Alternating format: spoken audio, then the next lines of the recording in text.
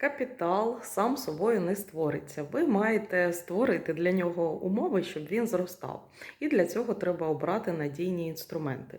В усьому світі такими надійними інструментами є рахунок в інвестиційно-страхових компаніях. Ці компанії не можуть збанкрутіти, вони гарантовано надають відсоток і навіть працюють у форс-мажори.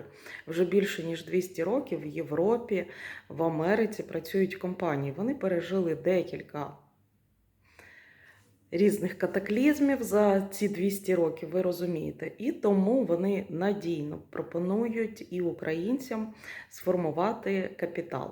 І можна розпочати з невеликої суми. 15 тисяч гривень в рік – це мінімальний рахунок, який ви можете відкрити в будь-якій компанії. Я, як офіційний фінансовий консультант, допоможу вам безкоштовно оформити цей рахунок. Чекаю вас в телеграм-каналі Capital.ua.